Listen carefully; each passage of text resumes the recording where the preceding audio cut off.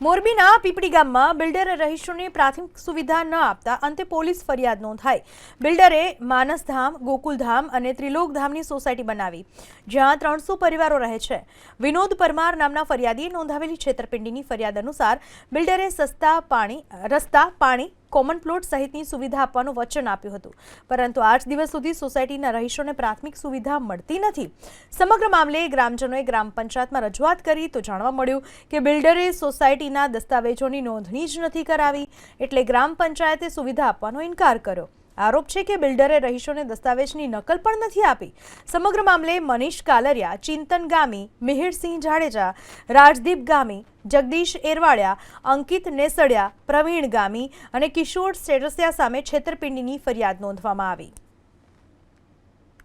તો પાણીનું કહેવા જઈને તો અમને ગામ પંચાયતમાં જવાબ દેતા નથી, અમને પૂરું પાણી નથી મળતું, રોડની કોઈ સુવિધા નથી અને કાગળિયા અમારે ઘટે છે એ કોઈ કાગળિયા અમને કરી દેતા નથી પૂરા, તો એ અમારે સુવિધા તો જોઈને સાહેબ। તમે બિલ્ડરોને કહેવા જાવ છો? બિલ્ડરોને કહેવા જઈને તો બિલ્ડરો જવાબ નથી દેતા, એ કે અમે તમને ફાઇલો આપી દીધી છે, હવે અમે આરું કંઈ ન હાલે, એમાં અમે તમને આપી દીધું છે બધું, તો અમારે કાગળિયા ઘટે છે તો એને પૂરા તો કરી દેવા પડે ને સાહેબ।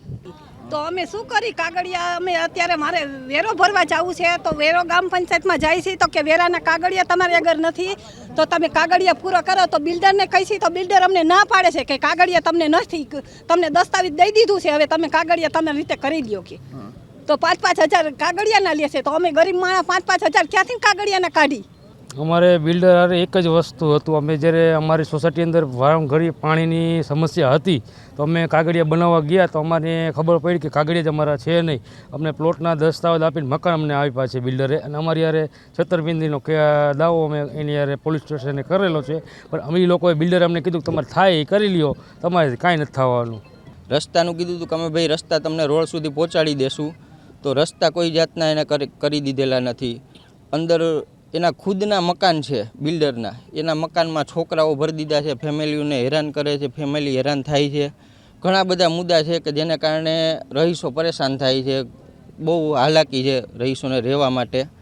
અને આ બધાય પ્રશ્ન અને આ બધાય મુદ્દાના બાબતે અમે તાલુકા પોલીસ સ્ટેશનમાં અમે કાલે ફરિયાદ કરાવેલી છે બિલ્ડરો વિરુદ્ધ કે ત્યાં રોડ, રસ્તા, પાણી, ભૂગર્ભ ગટરની સુવિધા જે તે બિલ્ડર અથવા જે તે બિનખેતી કરનારને આપવાની હોય છે।